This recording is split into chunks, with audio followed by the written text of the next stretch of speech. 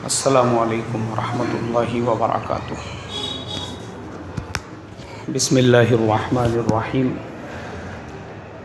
अल्हम्दुलिल्लाह नहमदुहु व नस्तईनुहु व नस्तगफिरुहु व नु'मिनु बिही व नतवक्कलु अलैहि व नऊज़ु बिल्लाहि मिन शुरूरि अनफुसिना व मिन सय्यिआति अमालिना।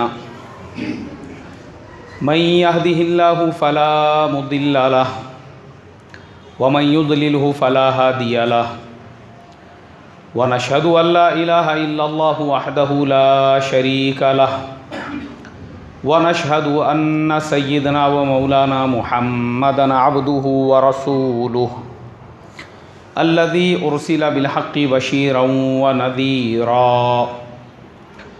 अम्मा बादु फ़क़द क़ाल अल्लाहु तबारक व तआला अऊज़ु बिल्लाहि मिनश शैतानिर रजीम बिस्मिल्लाहिर रहमानिर रहीम।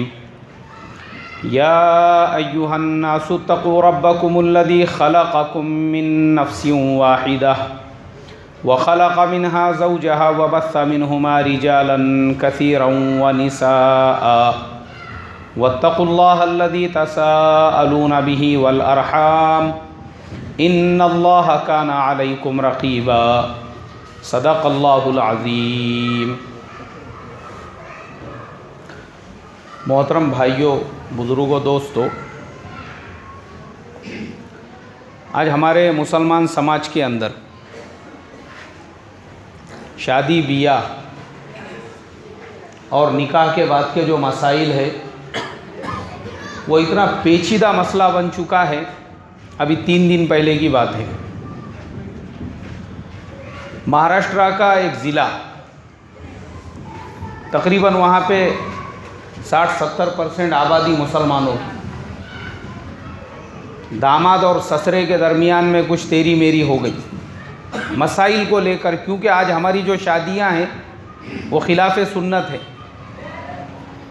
तो हमारी शादियां जब शरीयत के मुताबिक नहीं हो रही है तो मसाइल पैदा हो रहे हैं। मसाइल को लेकर हमारे मेहमानों को खाने में ये नहीं दिए, खाने के बाद ऐसा मीठा नहीं दिए, उनकी वैसी मेहमान नवाजी नहीं किए, उनको सादा पानी पिलाए, मिनरल वाटर नहीं पिलाए, ऐसी बातों को लेकर आज हमारे समाज में आम हो चुके हैं लड़ाई झगड़े तेरी मेरी।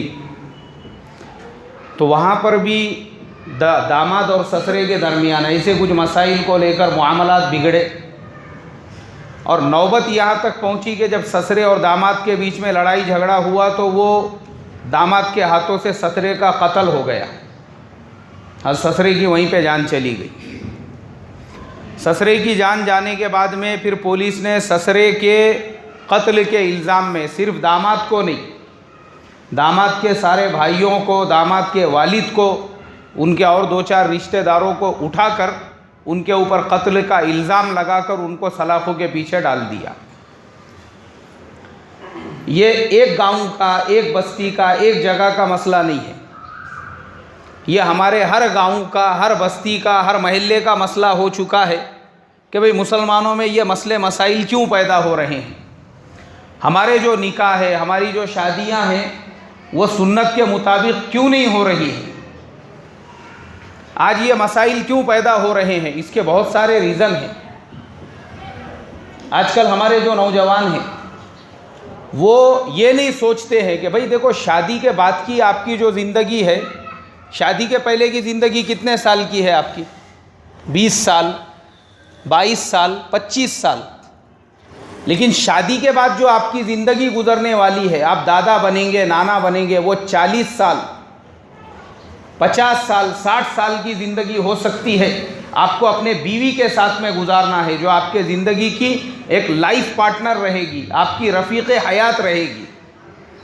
तो हमारे नौजवान आजकल ये क्यों नहीं सोचते होंगे कि जो मेरी रफ़ीक़ हयात बनने वाली है, जो मेरी शरीक हयात बनने वाली है, जिसे मैं अपनी लाइफ पार्टनर बनाना चाहता हूँ, उसके अंदर क्या सिफ़ात, क्या क्वालिटीज़ होना चाहिए।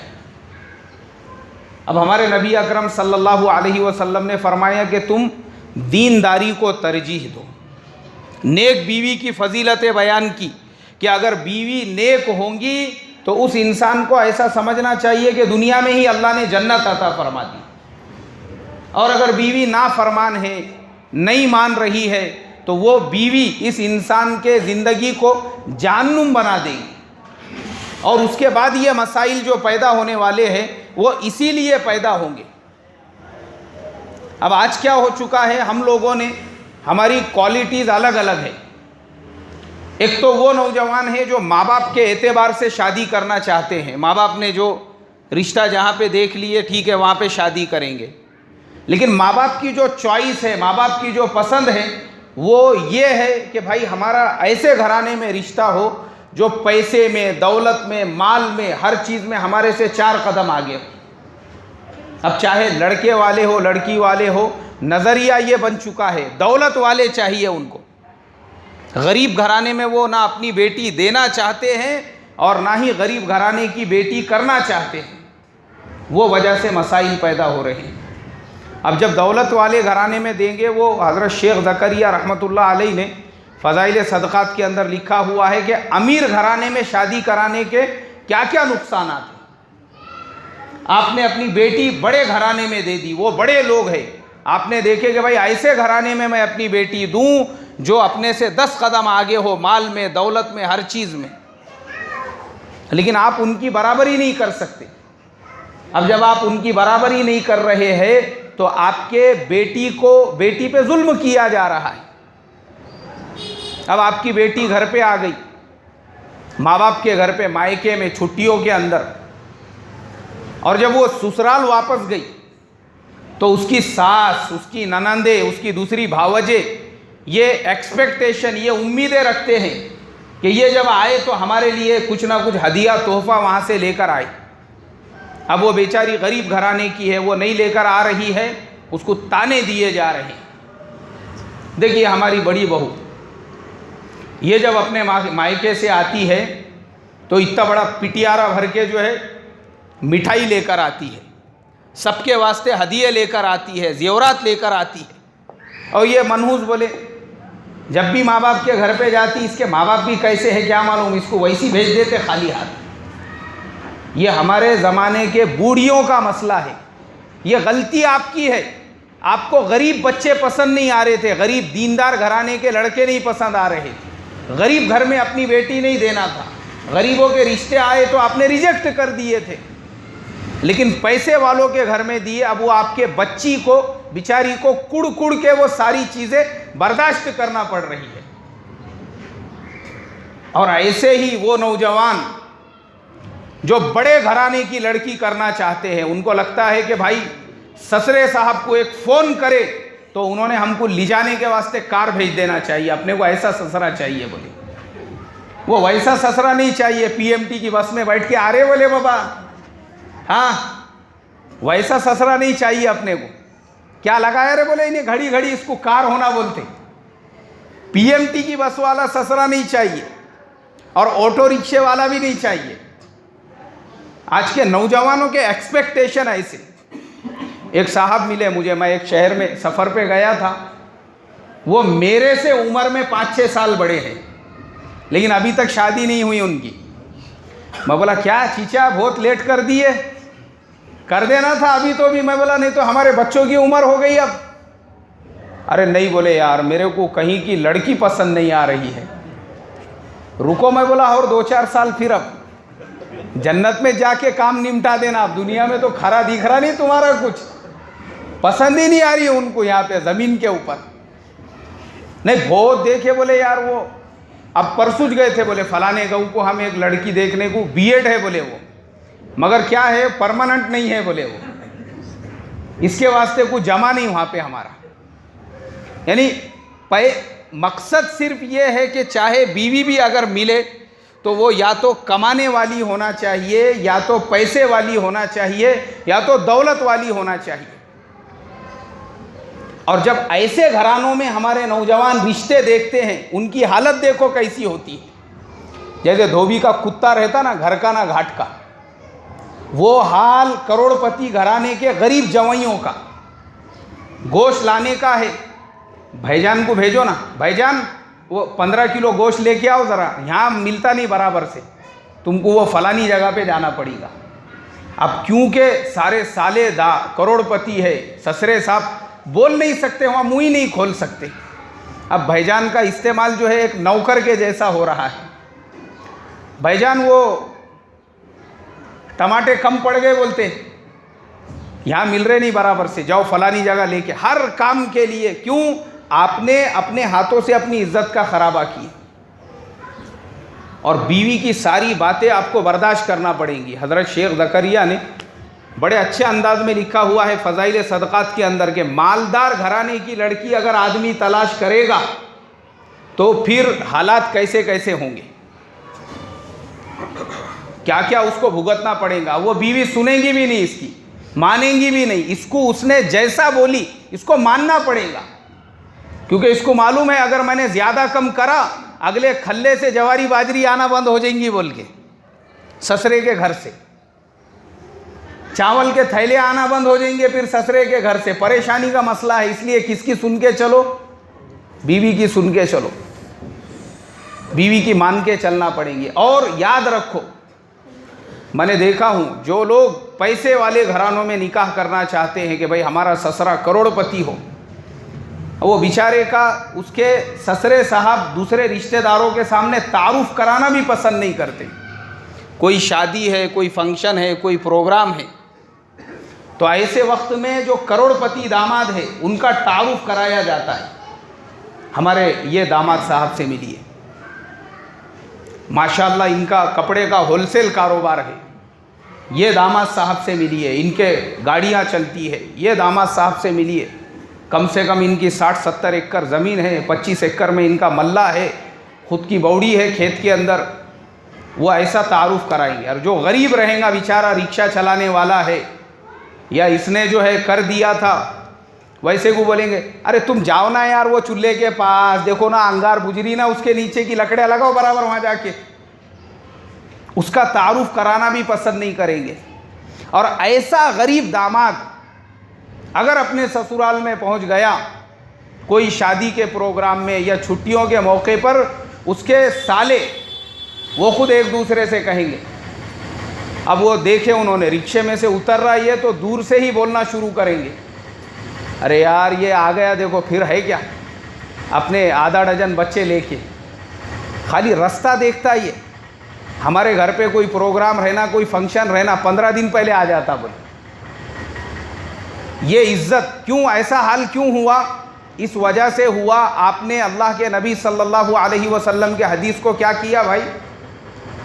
पसे पुश्त डाल दिया। अल्लाह के नबी ने कहा था दीनदारी को तरजीह दो। आज मुसलमानों के घरानों में ये मसले इसलिए हो रहे हैं, दीनदारी को तरजीह देने तैयार नहीं हम। पैसे वाले घराने की लड़की चाहिए, पैसे वाले घराने का हमको या तो लड़का चाहिए, और उस वजह से मैचिंग नहीं हो रही है बराबर से, लड़ाई झगड़े, इसी वजह से निकाह टूट रहे हैं, इसी वजह से तलाक़ें हो रही है, इसी वजह से वो नौबत पहुंची जो मैंने आपको बताया, एक शहर के अंदर दामाद ने अपने ससरे का कत्ल कर दिया। ये सब मसाइल इसी वजह से, दीनदारी पे अमल नहीं करने की वजह से। आज हमारे नौजवान, फिर एक तो ये ऐसे नौजवान हैं, मैंने बताया 2 टाइप के रिश्ते, 2 टाइप के निकाह। एक तो वो नौजवान जो माँ बाप के हिसाब से करने वाले, उनके माँ बाप ऐसे रिश्ते देखते, और दूसरे हमारे नौजवान वो है जो खुद से पसंद करने वाले। हाँ, किसी शादी में, किसी प्रोग्राम में नज़र पड़ गई, बस उसका चेहरा देख के ही हज़रत ने इसको पसंद कर ली। अब पीछे पड़ गए माँ बाप के, करने का तो वो करने का, नहीं तो दूसरी नहीं करने का बोले मुझे। मोहब्बत हो गई एक 15 मिनट के देखने में या एक आधे घंटे के देखने में।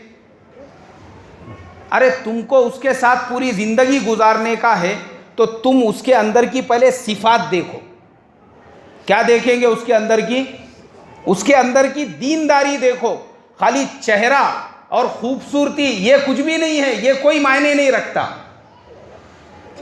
अगर नेक बीवी, उसके अंदर सिफात होंगे, उसके अंदर दीन होगा, उसके घर के माहौल को देखो, वो आपके घर को जन्नत का नमूना बनाएंगी। मैं आपको सहाबा की मिसाल देकर बताता हूँ।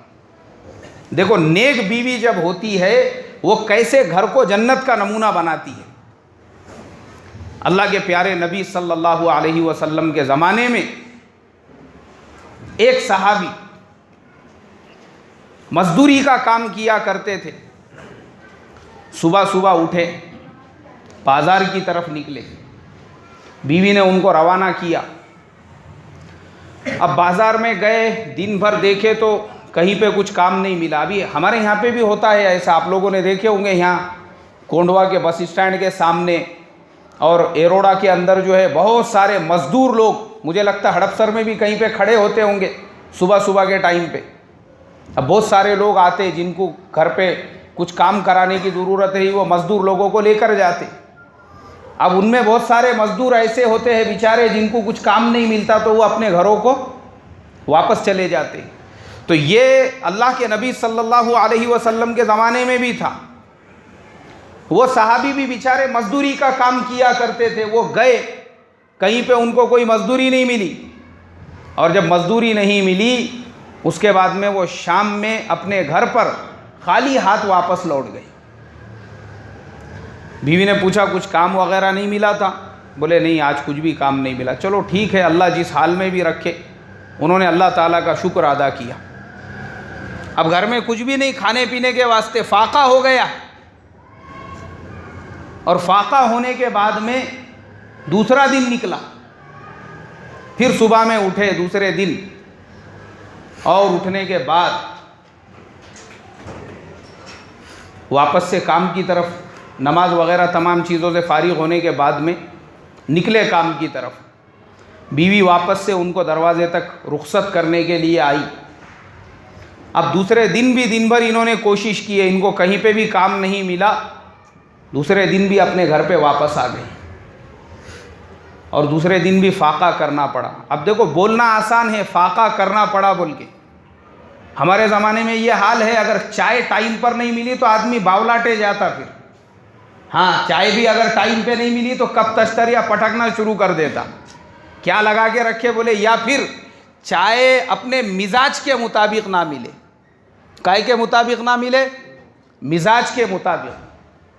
हाँ, जैसी चाय हमको चाहिए। हमारे एक दोस्त है, वो जब भी सफ़र पे जाते हैं, उनकी एक प्राइवेट कंपनी है, उसका आधा किलो का पैकेट साथ में लेकर जाते। और जो भी रिश्तेदार के वहाँ जाते उसको बोलते एक मिनट, कौन सी पत्ती इस्तेमाल करते तुम? टाइगर? नहीं नहीं, उसकी चाय मत बनाओ। ये मैंने लेके आया। अपना बैग खोलते, उसको निकाल के एक पुड़ी में डाल के देते, इसकी चाय बनाना। बोले मेरे को चलती नहीं दूसरे पत्ती की चाय। हमारा ज़माना देखो, यानी मिजाज लोगों के ऐसे हो चुके हैं। उनकी एक कंपनी है, मतलब एक पत्ती है उनकी, वो पत्ती की ही चाय पीते। तो बोलना बहुत आसान है हमारे लिए कि 2 दिन का फाका उन्होंने किया, लेकिन मोहतरम बुजुर्गों, प्रैक्टिकल अगर हम देखेंगे ना तो बहुत बर्दाश्त करने के ऊपर की बात है। क्योंकि आज हमारे चाय भी अगर हमको टाइम पे ना मिले तो हम बर्दाश्त नहीं कर सकते। और टाइम तो दो छोड़ के, अगर अपनी जो पसंदीदा पत्ती है या जो जितनी शक्कर चाहिए वैसी नहीं मिली तो भी आदमी को पसंद नहीं आता। लेकिन वो बर्दाश्त देखो सहाबा इकराम का, 2 दिन का फाका हो गया, खाने के लिए कुछ भी नहीं घर में। अब तीसरे दिन निकले सुबह में, और सुबह में जब वो काम के ऊपर निकले तो थोड़ा आगे गए थे। बीवी ने उनको दरवाजे से वापस बुलाया। तीसरे दिन वो थोड़ा आगे जाके फिर वापस आए। बीवी ने कहा, देखो तुम काम पर जा रहे हो, लेकिन अल्लाह के वास्ते मेरी एक बात याद रखना। ये मत सोचना कि मैं अपने बीवी से बहुत मोहब्बत करता हूँ और 2 दिन से मेरी बीवी फाके से है, तो अब कोई काम वगैरह नहीं मिल रहा है तो मैं कोई नाजायज़ काम भी अगर करके कुछ कमा लूँ तो कम से कम अपने घर पे कुछ खाने के लिए लेकर जाऊँगा। ऐसा कभी भी मत करना। हलाल काम अगर मिलता है तो ही करना, और अगर नहीं मिलता है तो घर पे वापस आ जाना। सुभान अल्लाह। देखो ये सहाबा इकराम के जज्बात देखो। वो बीवी इनकी दीनदार बीवी थी, तकवे वाली बीवी थी। उस बीवी ने अपनी भी और अपने शोहर की ज़िंदगी को काय का नमूना बनाया भाई? बोलो, जन्नत का नमूना। इसीलिए और हमारे नौजवान शादी के अंदर एक नज़र पड़ गई, पीछे पड़ गए माँ बाप की। करने का तो उससे शादी करने का बोले। अरे तूने देखा क्या? तुझे पूरी जिंदगी उसके साथ गुजारना है खाली चेहरा देखकर? अरे उसकी सिफात देखो। क्या देखेंगे भाई? उसकी सिफात देखो, उसकी दीनदारी देखो। अगर उसमें दीनदारी होंगी, उसमें सिफात होंगी, तो वो तुम्हारे घर को जन्नत का नमूना बनाएंगी। काय का नमूना बनाएंगी? और अगर वो बेदीन रहेंगी, तुमने खाली उसकी सूरत देखे, तुमको मालूम ही नहीं है वो कितनी मॉडर्न है, कितनी फैशनेबल है, वो तुम्हारे जिंदगी को जहन्नुम बना देंगी। नहीं, तुमको तो सूरत पसंद आ गई, अब पीछे पड़ गए तुम, और तुमने उसी से निकाह करा लिया। अब उसके बाद आने वाली जो परेशानियां हैं वो मैं आपको बताता हूं। आज हमारे ज़माने में क्यों निकाह टूट रहे हैं, क्यों लड़ाई झगड़े हो रहे हैं? हमारे नौजवान दीनदार औरत से, दीनदार लड़की से नहीं निकाह करना चाहते। इन्होंने या तो दौलत को तरजीह दी या तो खूबसूरती को तरजीह दी। हाँ, जब नहीं करोगे, देखो आज हमारे ज़माने में वो सहाबी 2 दिन का फाका हो गया, उसके बावजूद उनकी बीवी कितनी साबेरा थी, कितनी शाकिरा थी, कितनी तकवे वाली थी। तीसरे दिन अपने शोहर को समझा रही है कि देखो, कोई गलत कमाई कमाकर घर में मत लाना, हराम लुकमा हमको मत खिलाना। और हमारे ज़माने की अगर रहती और वो ये बोलती कि आते आते मदीना से चिकन तंदूरी लाना, और ये गलती से जमजम से लेके चले जाता ना, उसके मुंह पे फेंक के मारती थी। दिमाग खराब हो गया, तुमको मैंने डोमिनोज का पिज़्ज़ा बोली थी, ये कहाँ से लाए तुमने सड़े हुआ पिज़्ज़ा? अरे मैं गया हूँ ऐसे मजलिस में तलाक का मसला हल करने के लिए। बीवी को शिकायत ये थी कि मैंने डोमिनोज से इनसे पिज़्ज़ा मंगाई थी, ये पिज़्ज़ा लाते नहीं बोले बराबर से, इसके लिए उसको तलाक चाहिए। ये हमारे ज़माने का मसला है। क्यों? हजरत ने क्या देखकर निकाह किए थे? दीनदारी देखे थे? नहीं देखे थे। दीनदारी नहीं देखेंगे, याद रखो, वो औरत ना सब्र करेंगी ना शुक्र करेंगी, खाली सूरत देखेंगे। आज जैसे हमारे नौजवान सूरत पे फिदा हो रहे हैं, इनको दीनदारी नहीं देखना है, सिफात नहीं देखना है। हाँ, बिसान सूरत देखे, आंखों में के चिपड़िया देख लिए इन्होंने, वही आंखों पे फिदा हो गई है। दीनदारी को नहीं देखने की वजह से ये मसाइल। एक जगह पर जोहर की नमाज पढ़ने का मौका मिला मुझे। अब वो बेचारे जो एक दोस्त है, मेरे दोस्त पहचानत वाले मिल गए वहाँ पर। उन्होंने मुझसे कहा, अरे मौलाना बहुत दिनों के बाद में मुलाकात हुई, चलो चलो घर पे चलेंगे। मैंने कहा देखो, मुझे एक अर्जेंट काम है, मैं यहाँ एक जगह काम से आया हुआ हूँ, मेरा काम अंडर प्रोसेसिंग है, मुझे जोहर के फ़ौरन बाद वहाँ जाना है। नहीं ठीक है, एक काम करेंगे, कम से कम अपन चाय पिएंगे बोले। मैंने कहा ठीक है चलो चाय पी लेंगे। वो मुझे अपने घर पे लेकर गए, ताला वाला था, उसको खोलने के बाद में हम अंदर गए। मैं बैठा बाहरी कुर्सी के ऊपर हॉल के अंदर। अरे अंदर आओ ना, कोई नहीं है बोले, किचन में आओ, यहाँ बैठो। फिर मैं किचन में गया उनके साथ। फिर वो बातचीत करने लगे। बातचीत करते करते उन्होंने भगोना निकाले चाय का, चाय बनाना शुरू किए, और फिर उसके बाद में मुझे भी चाय दिए, उन्होंने भी लिए। मैं बोला बच्चे गिच्चे दिख रहे नहीं तुम्हारे? बच्चे तो स्कूल को जाते ना पढ़ने के वास्ते में। नहीं, वो बीवी चले गई बोले हमारी मायके को। मैं बोला ऐसा कैसा अचानक चले गई? असल में क्या है, अब बोले मैं उसकी सूरत देख के फिदा हो गया था। उसने MBA की डिग्री की हुई थी। उस टाइम पे मेरी भी शक्ल सूरत अल्हम्दुलिल्लाह देखने दिखाने में अच्छी थी। वो भी मेरे को, दोनों की हमारी बातचीत जम गई, निकाह हो गया, सारी चीज़ें हो गई, अब ये बच्चे वगैरह हो गए। इत्तेफाक से उसको उसके कॉलेज के ज़माने की कोई फ्रेंड मिल गई बोले, किसी मॉल के अंदर या किसी दुकान पे। तो वो फ्रेंड ने इससे पूछी, इसने उसके फ्रेंड से पूछी, तुम क्या कर रही हो? What do you do? क्या काम चल रहा है?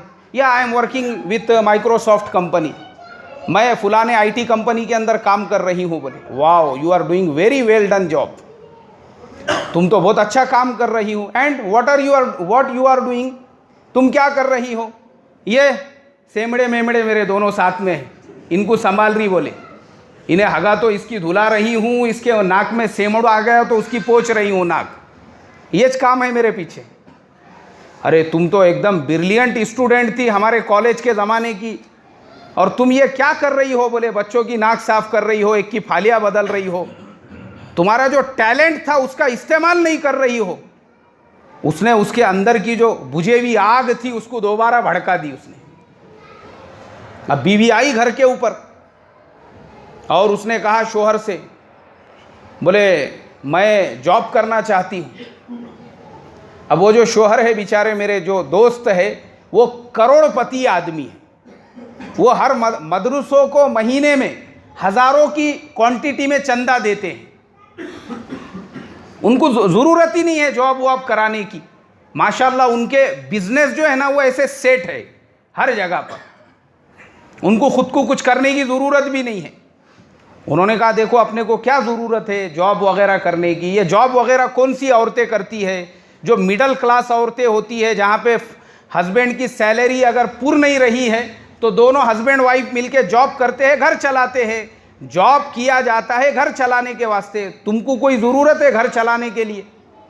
बोले नहीं, घर चलाने के लिए नहीं, असल में मेरे अंदर की जो सलाहियतें हैं, मेरे अंदर की जो काबिलियतें हैं, वो सब दबके रह गई। बोले इसके लिए मैं चाहती हूँ, मुझे भी जॉब करने का है। अब वो जो शोहर था बेचारा, उसने लाख समझाया उसको, वो औरत कुछ मानने को तैयार नहीं। दोनों के बीच में ये मसले को लेकर रोज़ाना झगड़े होने लगे। और वो शोहर समझाने लगा कि देख अपने को जॉब की ज़रूरत ही नहीं है। आखिर वो औरत ने नहीं मानी। उसने कहा कि मुझे शर्म आती है, मेरे जो जितने भी कॉलेज के दोस्त और फ्रेंड्स वगैरह अगर मिल गए तो वो सब मुझे यही कहते हैं कि मैं फलाने कंपनी में हूँ, मैं फलाने कंपनी में हूँ, मैं फलानी जगह पर हूँ, और तुम कहाँ हैं? तो बोले अभी वहीं घर पे छे हस्बैंड की और बच्चों की खिदमत में। अरे ये अपने जैसों का काम नहीं रहता। जो अनएजुकेटेड रहते ना, उनका काम रहता ये हस्बैंड को पका के खिलाना, बच्चों के फालियाँ बदलना, ये अपना काम नहीं है। तो बोले मुझे हर जगह पे ऐसा शर्मिंदा होना पड़ता। वो औरत अपने बच्चों को लेकर शोहर को अकेला छोड़कर अपने मायके में चली गई। बोले अब हमारे अहलिया मोहतरमा जो है वो जॉब करना चाहते हैं, इसके लिए उन्होंने हमको छोड़ दिए, तो मुझे ही चाय बनाना पड़ रही। वो हमारे जो दोस्त है बेचारे, इस तरीक़े से उन्होंने चाय बनाकर पिलाई। तो ये वाक़या मैंने क्यों सुनाया आपको? ये बताने के लिए सुनाया कि वो सहाबी, उनकी बीवी दीनदार थी, सब्र करने वाली थी, शुक्र करने वाली थी। तो वो बीवी ने 2 दिन का फाका बर्दाश्त की। क्या बर्दाश्त की भाई? फाका बर्दाश्त की। और तीसरे दिन अपने शोहर को समझा रही है कि कहीं घर वाले फाके से है ये सोचकर तुम बाहर से हराम की कोई कमाई कमाकर नहीं लाना। इसलिए कि वो औरत नेक थी और वो सहाबी ने निकाह से पहले नेक औरत को तलाश किया। तो नेक औरत ने उनके घर को काय का नमूना बना दिया? जन्नत का नमूना बना दिया।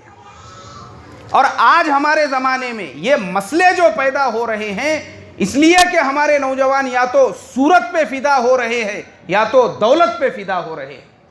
जैसे मैंने अभी हमारे दोस्त का एग्जाम्पल दिया, वो सूरत पे फिदा होकर उन्होंने निकाह किए, लेकिन उस औरत ने इनके घर को जहन्नुम का नमूना बना दी। हर चीज़ खाने के लिए घर पर, हर ज़रूरत की चीज़, मगर चूंकि औरत शोहर की फरमाबरदारी करने को तैयार नहीं, मानने को तैयार नहीं, उसकी सुनने को तैयार नहीं।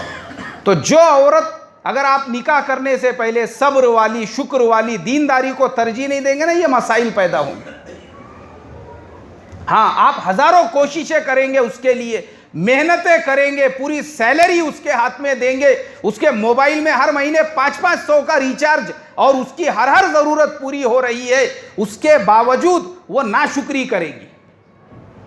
वजह ये बनी, गलती आपसे ये हुई कि आपने निकाह करने से पहले दीनदारी को तरजीह नहीं दी थी। लेकिन चलो अब क्या करेंगे, ठीक है निकाह हो गया, अब घर में हमारी ज़िंदगी की गुजर बसर हो रही है। तो अब अगर हमको अपने घर को दीनदार घराना बनाने का है, तो मैंने पिछले जुमा को भी कहा था और आज भी मैं कहूँगा कि अपने घरों में हमको हदीस के किताब की तालीम शुरू करना पड़ेगी। क्या शुरू करना पड़ेगी भाई? नहीं, अब क्या सॉल्यूशन है? हाँ, निकाह हो गया, निकाह होके 10 साल हो गए, 15 साल हो गए, अब तो अब उसी के साथ में निभा करना है, तो अब घर को दीनदार बनाना है, अब क्या करेंगे? हमारे ज़माने के एतबार से उसका एकदम आसान हल, आसान सॉल्यूशन ये है, अपने घरों के अंदर एक माहौल बनाओ। दीन का माहौल बनाने का माहौल कैसे बनेगा? तालीम के ज़रिए से। अरे भाई बोलो ना, काय के ज़रिए से? तालीम के ज़रिए से। ये करना पड़ेगी और हमको कुछ करने की ज़रूरत नहीं। घर के सारे अफराद को बिठाओ एक जगह पे, रोज़ाना, और सिर्फ 10 मिनट हदीस की किताब खोलो और उसमें से रोज़ाना 1-2 हदीसें पढ़ो। बस रोज़ाना खाली पढ़ते रहो और घर के सारे अफराद वो सुनते रहेंगे। बस हदीस की तालीम अगर हमारे घरों में शुरू हो जाएंगी, अल्लाह की ज़ात से 100% उम्मीद है, इसलिए कि हदीस में नूर है। हदीस में क्या है भाई? नूर है हदीस के अंदर। वो हदीस का नूर, वो तालीम का नूर हमारे बच्चों के कानों में जाएगा, हमारे घर वालों के कानों में जाएगा, हमारे लड़कियों के कानों में जाएगा, हमारे जवानों के कानों में जाएगा, हमारे घर के बूढ़ों के कानों में जाएगा। अल्लाह तबारक व ताला हमारे घर के माहौल को खुद ब खुद दीनी माहौल बनाएंगे। घरों के अंदर तालीम होंगी। अब हमारे बच्चे, हमारे जवान, हमारे बूढ़े सहाबा की कुर्बानियाँ सुनेंगे। किसकी कुर्बानियाँ भाई? सहाबा की कुर्बानियाँ। तो उनमें वैसी कुर्बानियों का जज्बा पैदा होगा। जन्नत जहन्नुम के तस्किरे सुनेंगे तो उसका शौक़ पैदा होगा। सिर्फ 10 मिनट देखो ना, आज हम हमारे घरों के अंदर कितना मिनट वक्त जो है हम फुर्सत का गुजारते हैं। टीवी पे सीरियल चलते हैं 3-3 घंटे के, दुनिया की बातें होती है ईरान तुरान की आधा 1-1 घंटा। खाली 10 मिनट अगर हम तालीम करेंगे, वो भी अपने घर के माहौल को बनाने के लिए, तो उससे नुकसान तो किसी का नहीं होगा। फ़ायदा किसका होगा भाई? हमारा होगा, अपने घर के माहौल का होगा। करेंगे इसकी फ़िक्र इंशाअल्लाह। कौन कौन करेंगे ज़रा हाथ उठाओ इंशाअल्लाह। बस अल्लाह तबारक व ताला हम सबको अमल की तौफीक अता फ़रमाए। देखो हदीस की किताब उर्दू में भी मिलती है, हिंदी में भी मिलती है। ये हमारे कारी साहब बैठे हुए हैं यहाँ पे, मुझे लगता है इनके पास में भी मिलती होंगी। उर्दू हिंदी हर ज़ुबान के अंदर मिलती होंगी। अगर नहीं है, आज ही अपने घर पे किताब लाने की फ़िक्र करो, कोशिश करो। और आज जुमा का मुबारक दिन है, आज से ही तालीम की फ़िक्र करो। करेंगे इंशाअल्लाह। अल्लाह मुझे आपको अमल की तौफीक अता फ़रमाए। जिनकी सुन्नतें बाकी है वो साथी सुन्नतें पढ़ ले और आगे आगे बढ़ते जाए साथी।